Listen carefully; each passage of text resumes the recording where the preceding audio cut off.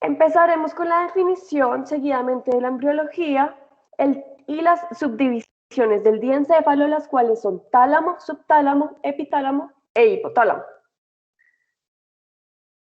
En cuanto a la definición, tenemos que el diencéfalo es la región anatómica del sistema nervioso central que se encuentra ubicada entre el mesencéfalo y los hemisferios cerebrales. Este va a constar del tercer ventrículo y las estructuras que forman todos sus límites. Es una estructura de la línea media y cuenta con dos mitades que son simétricas. En cuanto a los componentes del diencéfalo, como ya lo había mencionado, tenemos el tálamo, señalado en color rojo, el epitálamo, el hipotálamo y el subtálamo, como vemos en la imagen. En cuanto a los límites anatómicos de esta estructura, tenemos como límite anterior la comisura blanca anterior y el agujero interventricular.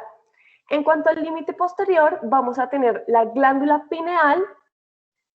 En cuanto al límite superior, vamos a tener el fornix y también los plexos coroideas, como podemos ver en la imagen de color rojo. Y los límites inferiores van a estar dados por los pedúnculos cerebrales y los tubérculos mamilares.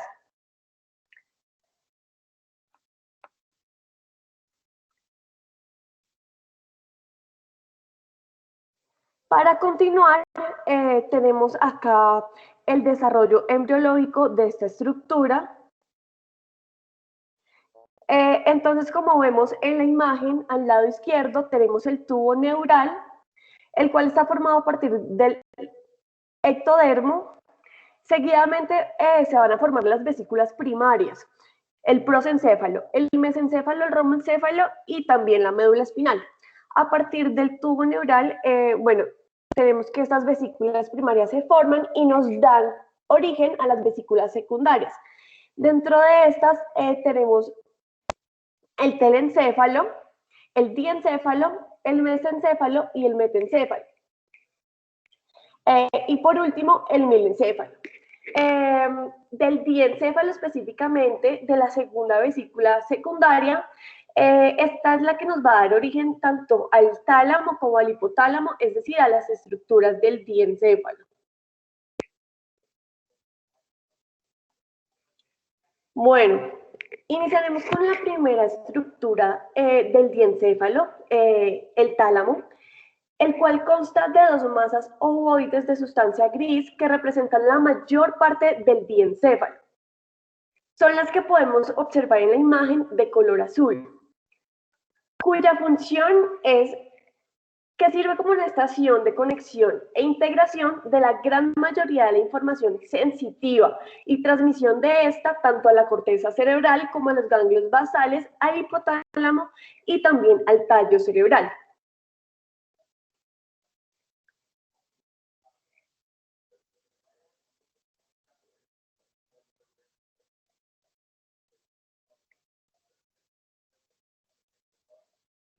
Les, ¿estás hablando? No sé, no te escucho.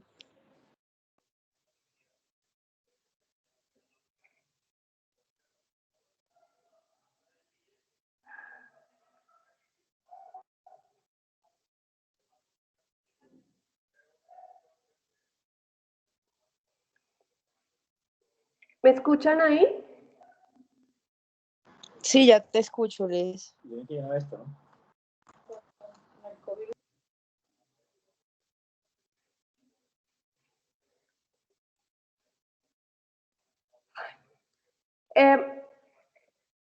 Esta es la división de los núcleos talámicos.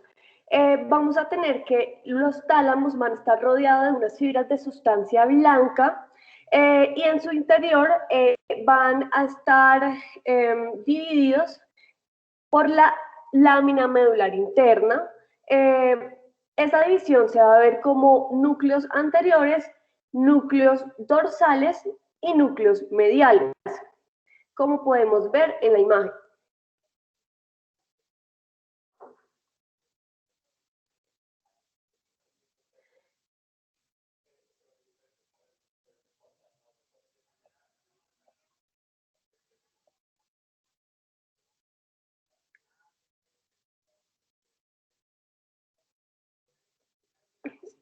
Listo.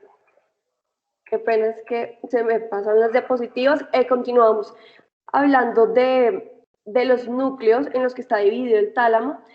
Cada una de estas tres porciones del tálamo tenemos que va a contener un grupo de núcleos talámicos, pero también van a existir grupos menores de núcleos que van a estar situados tanto en la lámina medular interna, que son las fibras de sustancia blanca que dividen el tálamo, y otras en la superficie medial y lateral del tálamo.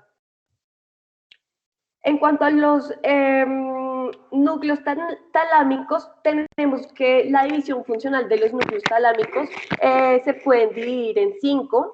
Estos van a ser los núcleos sensoriales, los núcleos motores, los núcleos límbicos, los núcleos multinodales y los núcleos intralaminares. En cuanto a los núcleos sensoriales, pues tenemos que estos van a participar en la transmisión y la modificación de todas las señales sensoriales del cuerpo, la cara, la retina, la cóclea y los receptores del gusto.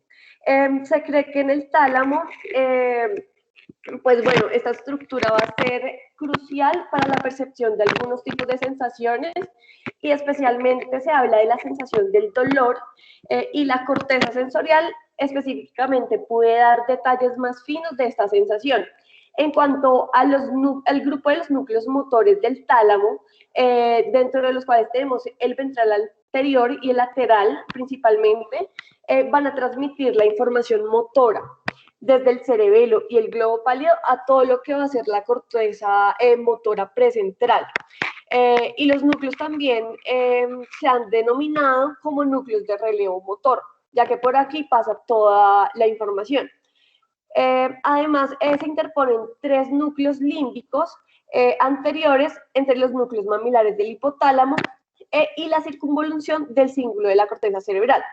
En estos tenemos el núcleo dorsomedial que va a recibir impulsos específicos de la corteza olfativa y de las regiones de la amígdala. Estos se van a proyectar recíprocamente hasta la corteza prefrontal y hasta el hipotálamo. Por otro lado, tenemos el grupo de los núcleos multimodales. En estos núcleos vamos a tener el pulvinar, el posterolateral y el dorsolateral. Estos núcleos van a tener una conexión con las áreas de asociación en el lóbulo parietal. Otros núcleos talámicos inespecíficos van a incluir los núcleos intralaminares y también los núcleos reticulares y el centro mediano. Esas proyecciones de estos núcleos pues no se conocen todavía en detalle, pero pues se han demostrado que interactúan con las áreas corticales motoras, como el núcleo caudado, el putamen y el cerebelo, específicamente. Bueno, para hablar de la segunda región del diencéfalo, el hipotálamo, pues esta va a ser una región ventral del diencéfalo, es la región ventral del diencéfalo, y es la que va a rodear la cavidad del tercer ventrículo. Y tenemos como puntos de referencia como externos, como los que vemos en la imagen, que son el quiasma óptico, el tubérculo cinereum con su infundíbulo, el cual se extiende hasta el lóbulo posterior de la neurohipófisis, y los cuerpos mamilares que se encuentran entre los pedúnculos cerebrales. Bueno, el diencéfalo también va a tener una división en cuanto a sus núcleos. Vamos a poderlos dividir en hipotálamo anterior, el cual consta del área preóptica medial y lateral, y estos van a estar implicados en las funciones principalmente de la regulación de la temperatura corporal a modo de termostato. Más adelante hablaremos de esto específicamente. En cuanto al área hipotalámica anterior, va a participar junto con el núcleo preóptico en funciones de la termorregulación. En cuanto al núcleo supraóptico, principalmente va a estar relacionado con la producción de la hormona antidiurética. El núcleo paraventricular principalmente es el productor de la hormona de la oxitocina y también está relacionado con la producción de la hormona antidiurética. En cuanto al núcleo supraquiasmático, este va a estar implicado en la regulación del ciclo de sueño-vigilia. Y también tenemos dentro de esta división anterior el núcleo parvocelular ventricular. Entonces ya tenemos una división anterior del hipotálamo y esta es la división posterior que va a estar conformada por el grupo de los cuerpos mamilares. Estos están implicados en funciones de la memoria. Tenemos los núcleos premamilar, núcleo intercalado y los del área hipotalámica posterior. Estos van a estar implicados en unas funciones efectoras de la respuesta fisiológica para la regulación de la temperatura corporal específicamente. Y tenemos otra división que va a ser el hipotálamo medio. Entonces, cada hemisferio del hipotálamo va a tener un área hipotalámica medial y va a tener un área hipotalámica lateral. Esta última área va a contener un sistema de fibras y núcleos laterales que son difusos. En cuanto al núcleo dorsomedial, que estos, voy a nombrar los principales, estos grupos intervienen en las funciones reguladoras de la saciedad. Los núcleos ventromediales van a intervenir en el comportamiento defensivo y también se ha evidenciado que pueden participar en la conducta sexual femenina. En cuanto al núcleo infundibular, o también llamado arcuato, va a estar relacionado con la producción de las hormonas hipofisiotrópas y de la dopamina, del sistema portohipofisiario hipotálamo, que son las encargadas de la homeostasis endocrinológica del cuerpo.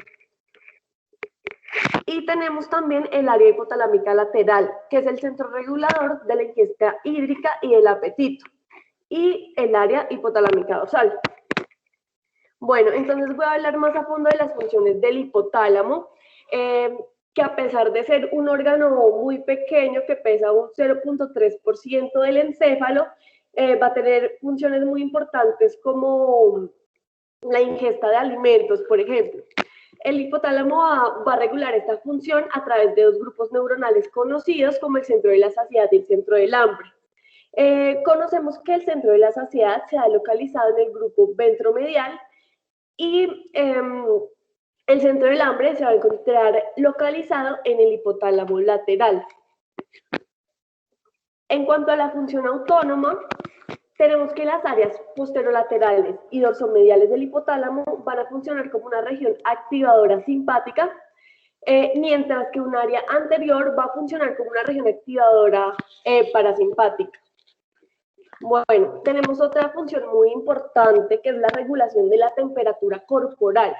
Entonces, sabemos que el mantenimiento de la temperatura corporal va a depender del balance, tanto entre la producción y entre la pérdida de calor.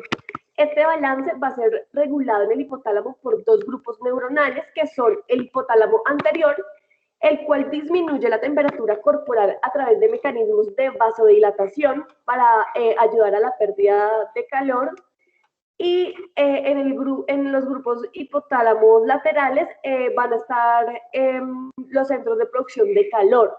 Este efecto se logra mediante la vasoconstricción, aumento de la frecuencia cardíaca y también el aumento del metabolismo basal. Bueno, esta cuarta función es muy importante, que es el balance hídrico. Entonces sabemos que la homeostasis del agua va a estar determinada por la osmolaridad del plasma. Estos cambios en la osmolaridad plasmática van a ser detectados por un grupo específico especializado de neuronas que se llaman las neuronas magnocelulares. Estas van a estar localizadas en los órganos circunventriculares, en el hipotálamo anterior. Estos quedan alrededor del tercer ventrículo. Entonces, en estos se encuentran los osmorreceptores, que cuando captan un aumento de la osmolaridad, transmiten una señal a los núcleos supraópticos y a los núcleos paraventriculares, donde se sintetiza la vasopresina, y los axones de estos núcleos van a terminar precisamente en la neurohipófisis, y es ahí donde se secretan a la circulación. Tenemos también la función de la hipófisis anterior. Entonces sabemos que las neuronas de los grupos de los núcleos hipotalámicos van a regular la hipófisis mediante la producción de un grupo de hormonas que son las hormonas hipofisiotrópicas, controlan la secreción de las hormonas de la hipófisis anterior. Entonces, estas hormonas pituitarias a su vez van a desempeñar importantes funciones reguladoras en todo el cuerpo. Otra de las funciones que controla el hipotálamo es el del ritmo circadiano. Entonces, sabemos que en el núcleo supraquiasmático hay unas células especiales que funcionan como un reloj intrínseco. Estas células cuentan con unos genes especializados que se llaman genes reloj, los cuales se encienden o se apagan una vez al día con el estímulo de la luz captado por la retina. Entonces, estos pues se van a encontrar en el tálamo dorsal y en el segmento del mesencéfalo. Bueno, tenemos acá el subtálamo, que es la tercera región del diencéfalo.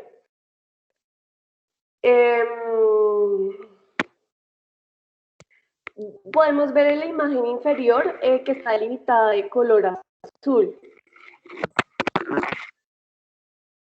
Este es el que se encuentra en el tálamo dorsal, en el segmento del mesencéfalo, y es una parte del circuito de retroalimentación complejo que va a recibir fibras aferentes del globo pálido y va a mandar eferencias que se proyectan también hacia el globo pálido. En cuanto al epitálamo, pues tenemos que va a constar de los trígonos avernulares a cada lado del tercer ventrículo, de la glándula pineal y de la comisura avernular. Como podemos ver en la imagen, que están en color azul claro. Las funciones tanto del epitálamo como del subtálamo todavía no son muy bien conocidas, por eso no las menciono. Muchísimas gracias a todos por su tiempo.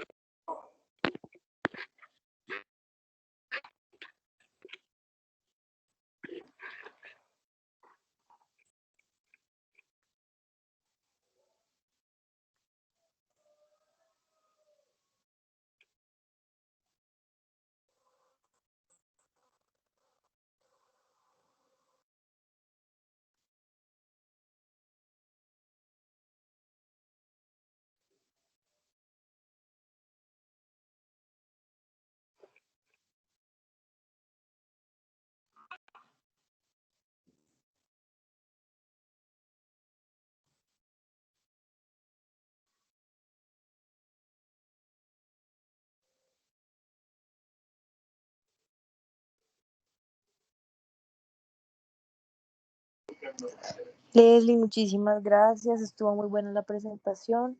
¿Hay alguna pregunta, duda? ¿Los doctores quisieran complementarnos con algo?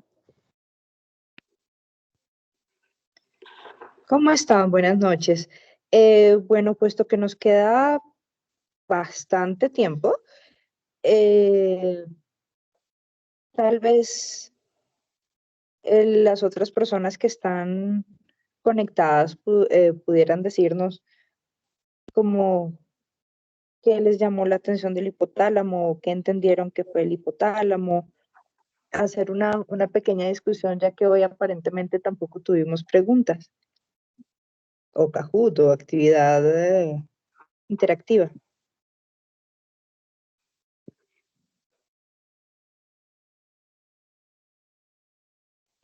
Muchachos, queremos motivarlos bastante a que participen, porfa. O sea, entendemos que muchas veces a uno le da pena, que muchas veces pasa que uno no sabe qué decir o que tiene preguntas, pero simplemente puede pensar que las preguntas, como muchos lo decimos en clase, son muy bobas. Solo quiero recordarles, no hay preguntas bobas. Este tema es muy interesante, deja demasiadas cosas como por pensar, por ver. Los núcleos, el tálamo de verdad tiene demasiadas funciones y demasiadas cosas.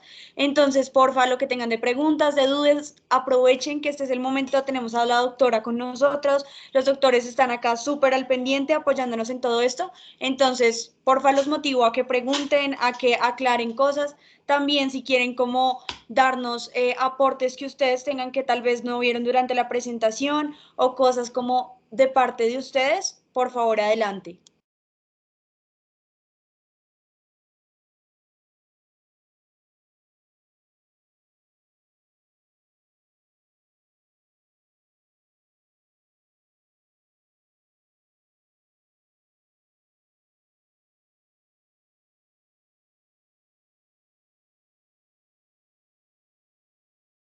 Bueno, aparentemente todos como que sufren de pena. Sí, Vane, doctor, eso veo. sí, La verdad veo que hay como bastante pena, como no sé si el ambiente no se les está dando, muchachos, como para que sientan la confianza, pero por favor, adelante.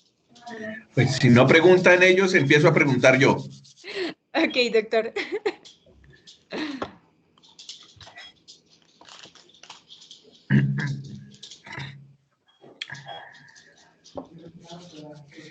¿Listo? Entonces, muchachos, ¿qué piensan ustedes que puede suceder si yo tengo un tumor que esté comprimiendo el hipotálamo en general? ¿Qué piensan que puede suceder? ¿Qué síntomas puede dar eso?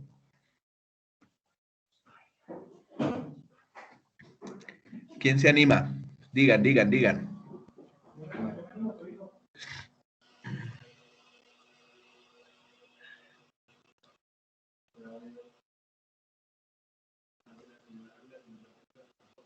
¿Correcto? Pues, Doc, se puede ver afectada tal vez la termorregulación y la producción de hormonas como la oxitocina y la vasopresina. Ok. Sí, es correcto. Miren, lo más frecuente que uno puede ver, por ejemplo, en una cirugía de hipófisis, si uno está al lado del hipotálamo y solamente lo está manipulando, ni siquiera lo está tocando, sino que uno solo está moviendo la glándula de hipófisis, lo primero y lo que más fácil puede uno ver es una alteración en la producción de hormona antidiurética. Inmediatamente se deja de producir hormona antidiurética y los pacientes presentan un cuadro que se llama diabetes insípida y es una de las complicaciones más frecuentes en cirugía de hipófisis, a la cual tanto uno como neurocirujano, como el anestesiólogo, como el intensivista y el internista que están viendo al paciente, tienen que estar supremamente pendientes de esa posibilidad. Entonces es un cuadro que debe ser conocido por todos nosotros. En pacientes de traumas craneoencefálicos graves con afección hipotalámica también se ve una pérdida de la termorregulación y hay pacientes que hacen hipertermias malignas que son de origen hipotalámico, eso también se puede ver, es un cuadro clínico frecuente. Y por supuesto, en pacientes crónicos que uno les hizo cirugía de hipófisis y tuvieron algún daño hipofisiario, pues por supuesto se puede ver alteración en la producción de las hormonas hipofisiarias. Esos son grosso modo los cuadros más frecuentes que uno ve en disfunción hipotalámica en pacientes quirúrgicos. ¿Alguna otra pregunta? ¿Alguien que quiera preguntar algo más o sigo preguntando yo? O Vanessa, Vane, pregunta algo. Doctor, y en el caso, digamos, de por lo menos de la oxitocina, ¿no se podría ver algo? No te escuché otra vez, repíteme, porfa. O sea, en el caso de que, digamos, tengamos compresión del hipotálamo y también se altere como la oxitocina o pues la producción y pues de la oxitocina, no hay un cuadro que genere esa falta o puede generar depresión. O sea, ¿sí me entiende? Como No. El déficit de oxitocina, de hecho, produce un cuadro clínico muy característico que seguramente ustedes en algún momento ya lo han visto, que se llama diabetes insípida.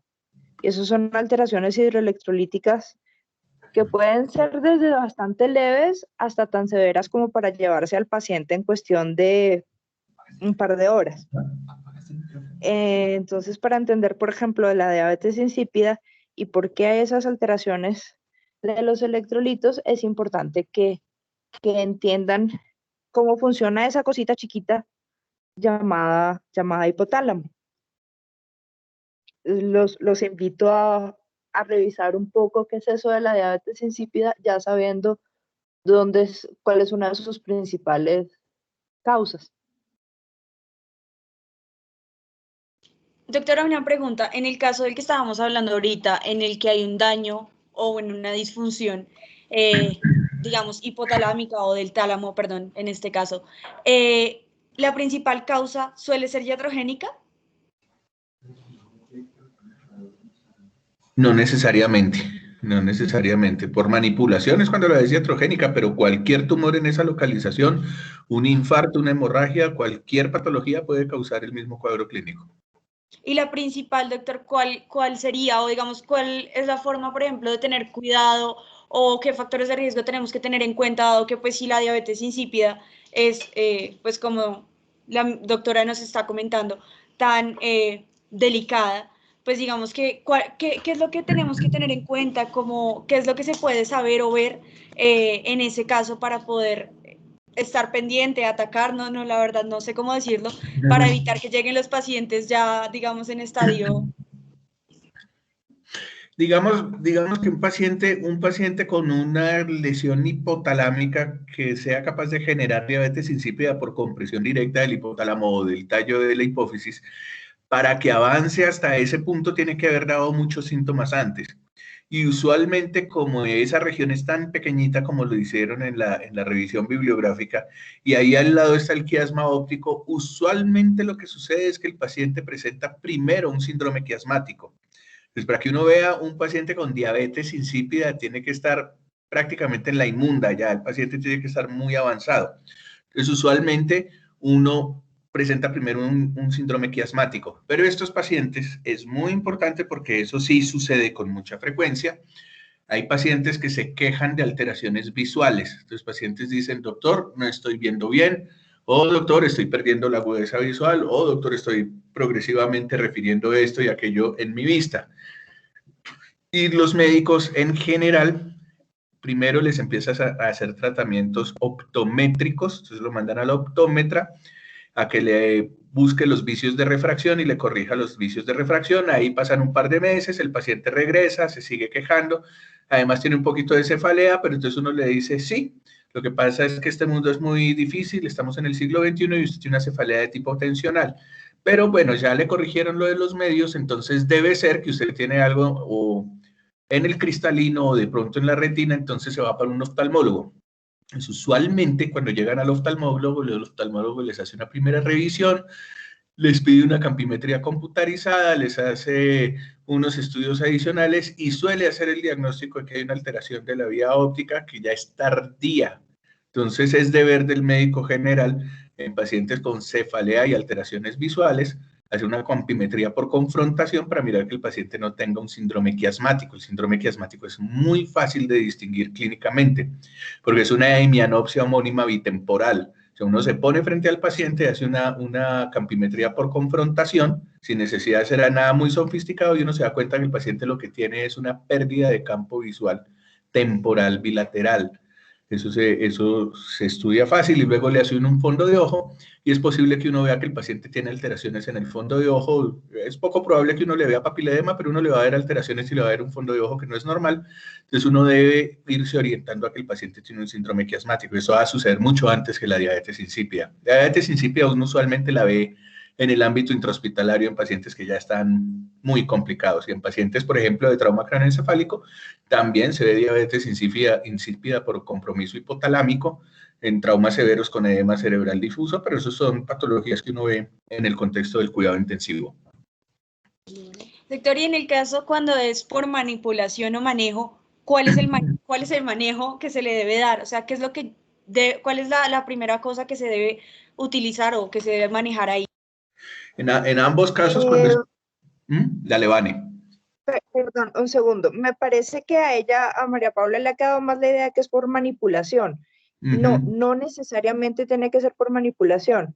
Puede haber un síndrome quiasmático sin que ningún cirujano lo haya tocado. Como te decía el doctor, por ejemplo, el caso de un trauma craneoencefálico severo, un paciente con un infarto de las arterias cerebrales anteriores, una apoplejía pituitaria que haya producido un hematoma grande en ese nivel. O sea, hay muchas causas y no necesariamente es por manipulación, ¿sí? Sí, doctora, no, la verdad, mi pregunta, digamos, de la parte de manipulación es porque puedo estar equivocada, pero pensé de pronto que en las otras causas, digamos que el manejo es, si es por compresión por un hematoma o si es por compresión por un tumor, pues el manejo tal vez sería quirúrgico en ese caso para quitar el tumor o si es por, digamos, la hemorragia, si es por tumor, digamos que se entraría a ver o una quimio o una radio o un manejo quirúrgico, Okay, pero en el caso de que sea por quirúrgico era la duda. Ok, entonces Son mira. síndromes muy agudos. Sí. Perdón. Siga usted, doctor, disculpe. No, dale. En ese caso sí, ok. Claro, obviamente si tienes una causa diferente de manipulación quirúrgica, pues hay que tratar la causa de base, pero la diabetes insípida en general tiene un manejo médico que es usualmente en cuidado intensivo, digamos que no es un manejo que uno pueda hacer fácilmente en las urgencias o en el piso y mucho menos ambulatorio, usualmente es un manejo intensivo, pero tiene dos pilares fundamentales. El primero es la restricción hídrica. Entonces, los pacientes están perdiendo un montón de agua y uno tiene que reponerles esa agua, pero uno no la puede reponer al mismo ritmo de la pérdida, sino un poquito menos. Y la segunda y el pilar fundamental de ese tratamiento es la administración de hormona antidiurética exógena, o sea, vasopresina o desmopresina, que son medicamentos que están disponibles para ser administrados en el ámbito del cuidado intensivo. Y ahora sí sigue, Vane. Y además, por un lado, como dice el doctor Uriza, esos son pacientes que están en malas condiciones, por lo general es en cuidados intensivos, es muy raro verlo, manejarlo fuera de allí, y así sea por un tumor o por un hematoma o lo que sea, si el paciente está en esas condiciones, digamos que no aguanta una cirugía, por decirlo de una manera muy coloquial. Sí, hay que tratar de controlarlo primero, porque si revisan en la diabetes insípida, ¿qué es? No sé si alguno de ustedes recuerda, porque ya casi todos ustedes están pisando el internado. Ya deberían todos haber leído que es una diabetes insípida. No sé si lo recuerdan, porque si no estamos hablándoles chino a todos.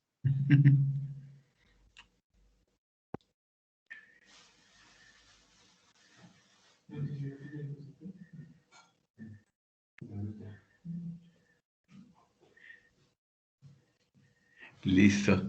Les voy a hacer una pregunta y contesten con toda confianza alguno de ustedes. ¿Quién de ustedes se ha emborrachado con cerveza?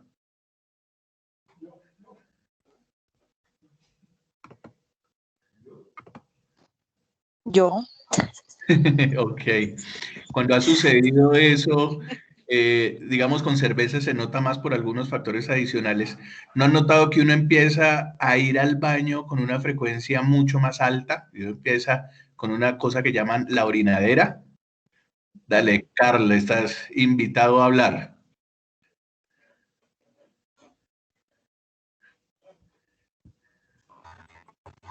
Sí, sí, señor. Ok. Eso es una diabetes insípida. Eso que le pasa a uno cuando tiene buenos tragos con cerveza y le empieza la orinadera, eso es una diabetes insípida. Porque acuérdense que el alcohol inhibe la producción de hormona antidiurética en el hipotálamo. Es exactamente lo mismo. Dale, Paula. Sí, lo que pasa es que había bajado la mano, pero no me habían visto con respecto a que era la diabetes insípida, pero bueno, ya lo que iba a decir era, pues, ¿qué es eso? O sea, los riñones son incapaces de prevenir la eliminación de agua porque el cuerpo no está produciendo, pues, hormona antidiurética. Lo que yo sí siempre les iba a preguntar también es que supongo que si puede ocurrir una diabetes insípida, también puede ocurrir un síndrome de insuficiencia, ay, se me olvidó, el SIAT, siempre se me olvidan las siglas. Un síndrome de secreción inapropiada de hormona antidiurética. Sí, pero Exacto, sí. es mucho menos frecuente. Acuérdense que el síndrome de secreción inapropiada de hormona antidiurética es más frecuente en la población pediátrica. Es muy raro verlo en adultos. Y asociado a condiciones quirúrgicas definitivamente no. Es mucho más frecuente la diabetes insípida. Yo he visto síndromes de secreción inapropiada de hormona antidiurética, creo que uno asociado a un glioma del óptico en un joven, en un adolescente de 13 años y otro en una joven ella tenía 30 años, pero tenía un craneofaringioma que le inhibió la maduración sexual y el crecimiento, o sea, como una niña, y hizo también un síndrome de secreción inapropiada. Es mucho más raro, pero sí, claro, también se puede ver y el tratamiento es todo lo contrario. Doctora, creo que está hablando y tiene el micrófono apagado. apagado. Apagado, pues. Perdón. Paula, si bien el riñón es incapaz de retener el agua, ¿cuál es el problema real de que perdamos tanta agua. ¿Qué pasa en nuestro organismo a nivel electrolítico cuando perdemos en una hora 3 litros de agua? Que es realmente el problema de la diabetes insípida. Buena pregunta. Pues, supongo, ¿no? Que también no solamente que se va el agua, sino que se arrastran también el sodio y los demás electrolitos.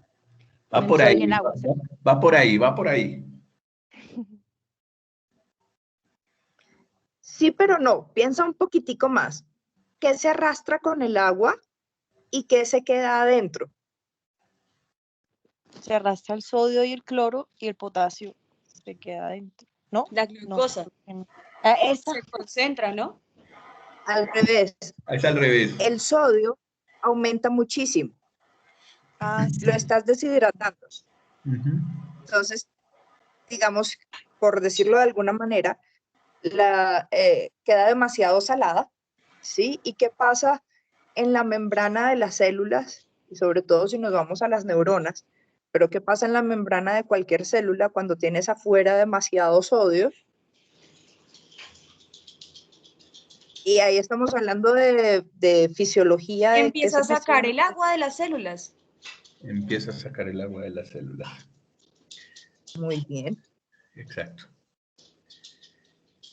¿Y Sí, quién se tiene acuerda de los razón, valores es que normales es una del diuresis sodio? osmótica. ¿De sodio qué, doctora? ¿Quién se acuerda de los niveles normales de sodio? 125 a 135 mil equivalentes. No, creo que bajé mucho el rango. Creo que de Sí, 135 a 145. Sí, correcto. bajé el rango 10 puntos, perdón. Sí, Ya con le pusiste un hiponatremia, pero 155 hay daño neuronal severo. Y estos pacientes pueden hacer, lo hemos visto el doctor Uriza y yo en algunos casos, pueden hacer hasta 190 de sodio. Entonces, literalmente se les fríe el cerebro. Pasa una desmielinización. ¿Cómo era? No me acuerdo. Sí, Ujú. sí. Se llama el cuadro clínico, el nombre correcto es mielinolisis póntica. Es. Pero sí, literalmente es como dice la doctora Borrero, se les frita el cerebro. Y esos pacientes fallecen. Un daño hipotalámico severo es incompatible con la vida. Por eso es que nosotros le gastamos tanto tiempo, cuando hablamos de diencéfalo en general, le gastamos tanto tiempo al hipotálamo, porque pues el diencéfalo son todas las estructuras del tálamo y sus alrededores, pero pues realmente el tálamo son unos núcleos gigantescos y realmente uno para tener un daño talámico grande pues se necesita mucho daño cerebral y a veces eso puede ser incompatible con la vida. Hay un cuadro clínico interesante, no sé si alguno de ustedes haya oído hablar de él, que se llama dolor talámico. ¿Algunos saben qué consiste eso? no, doc. Primera vez que No, lo yo escucho, la en lo verdad. personal no lo había escuchado nunca. Ok, entonces eso se trata de un dolor que sucede cuando yo tengo un infarto que puede ser isquémico o puede ser hemorrágico en cierta parte del tálamo y me queda como secuela un dolor de tipo neuropático bastante difícil de ser manejado. Se los dejo de tarea, léanlo, investiguenlo, busquen, que es bien interesante saber eso. Por ahí se pueden topar ocasionalmente con un paciente que haya tenido un infarto de los que la gente llama gangliobasal, entre comillas, y como secuelas puede tener un dolor talámico. Busquen eso, en qué consiste y cómo se come para que lo tengan en sus archivos y después me cuentan cómo les pareció el hallazgo. ¿Listo? Y Sí, también busquen lo señor. del síndrome de hormona antidiurética, no se queden solo con lo que les comentamos ahorita el doctor y yo, porque de repente somos un par de mala gentes y les dijimos todo al revés. Entonces, es bueno también que le den una leída. Uh-huh. Me parece en general que hicieron una muy buena revisión, es una revisión sucinta, pero está la anatomía de lo que tiene que estar, están las funciones básicas de para qué sirve eso. En realidad es muy complejo estudiar el diencéfalo, es un tema muy complejo, porque hace parte de circuitos que suben, que bajan, que asocian, que conectan lo uno con lo otro, con muchas funciones básicas, como decían, simpáticas, parasimpáticas. Es en realidad muy complejo y a veces cuando uno estudia neuroanatomía uno se pasa el diencéfalo por encima porque uno empieza a leer y uno ve toda esa cantidad de conexiones y toda esa anatomía y uno dice, no, yo esta vaina no. Y le jala y sigue derecho. Entonces acuérdense, la corteza cerebral lo que nos tiene evolucionados y más adelante. Los núcleos de la base son los que hacen toda la coordinación motora de nuestro sistema extrapiramidal. El diencéfalo es donde empieza a haber ya funciones que son más primitivas, entre comillas, pero son muy de asociación y son fundamentales. Nosotros sin diencéfalo no podemos vivir. Cualquier cosa que nos pase en nuestro diencéfalo deja unas secuelas prominentes y permanentes. Entonces es bien importante estudiarlo. Me parece que la revisión que hizo Leslie muy buena, sucinta, estuvo bien, no se complicó, no se puso, porque pues cuando uno le dan eso en neuroanatomía, me acuerdo que son horas de horas, uno núcleos y núcleos, y uno posterolateral, anteroventral, y uno que si es lo más anterior y más ventral, que si está atrás, y en el tálamo ni se diga, la parte medial del tálamo, la parte lateral del tálamo, la parte anterior, la parte posterior, lo que tiene que ver con la visión, los cuerpos geniculados, bla, bla, bla, y uno se pega una confundida impresionante. Se me parece que es una buena revisión. Sirve para que los que están más cerca de la neuroanatomía lo recuerden, para los que están más lejos de la neuroanatomía porque van en semestres más adelantados, hagan una buena correlación con la clínica y los felicito, fue una muy buena revisión y me parece que fue también una muy buena asistencia hoy, muchachos. Muy chévere empezar el año así nutriditos, me gustó mucho. Gracias, doctor.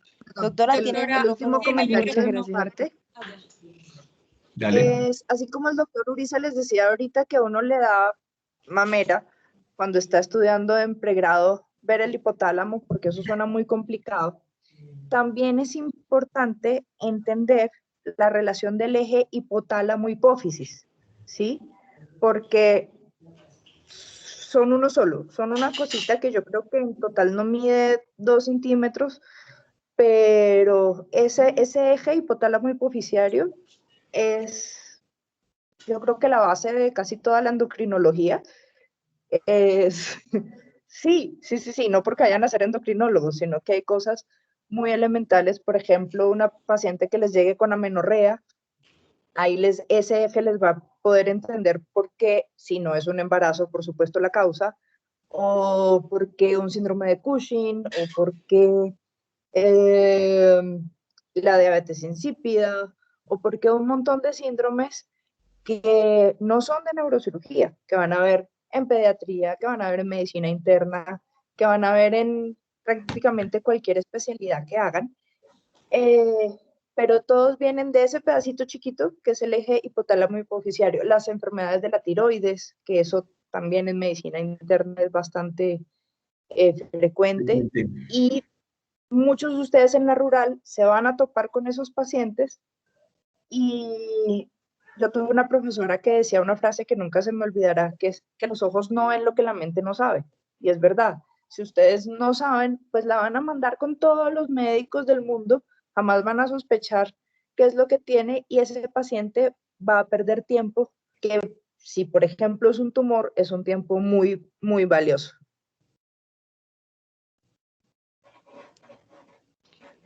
Bueno, doctores, queremos agradecerles sus preguntas, su apoyo, todo el conocimiento que nos brindaron. Leslie, también queremos agradecerte a ti esa presentación, que como dicen los doctores, súper completa, pero además descomplicada, que a muchos que están empezando les sirve y que los que ya vamos un poquito de pronto más adelante, también nos recuerda muchas cosas y nos deja mucho también por nosotros mismos como buscar y seguir conociendo más. A las personas que asistieron el día de hoy, muchas gracias. Lo que les decía al principio, porfa, motiven a sus compañeros primero, pues obviamente a los que están interesados en esta hermosa rama de la medicina, pero además a todos aquellos que en este momento se encuentran en sus semestres y en semestres mayores o menores, porque son cosas, como dice la doctora, que igualmente sea la especialidad que ustedes elijan, les va a servir. Entonces, agradecerles a todos por su asistencia, agradecerle a los doctores por su apoyo y pues creo que por ahora iniciamos muy bien el año, nuestra primera charla, y esperamos que continúe así y mejorando. Cualquier sugerencia, cualquier cosa, por favor, no duden en escribirnos. tienen nuestros teléfonos, entonces por favor adelante. Creo que vamos a darles algunas sorpresas posteriormente frente a diversos métodos que vamos a aplicar para que esto sea un poco más interactivo. Nos queremos también apoyar en ustedes, entonces pues nada, lo que les digo, sugerencias, comentarios, lo que ustedes necesiten. Esto es pues un canal que tenemos que entre todos construir, un proyecto, perdón, que entre todos tenemos que ir aumentando, acrecentando, entonces pues por favor apóyennos, ayúdennos y pues saquemos esto adelante lo mejor posible, que sé que va a ser algo grandísimo. Entonces pues nada, la verdad, acá súper atenta, súper al servicio de lo que necesiten y muy contenta con estas charlas, la verdad.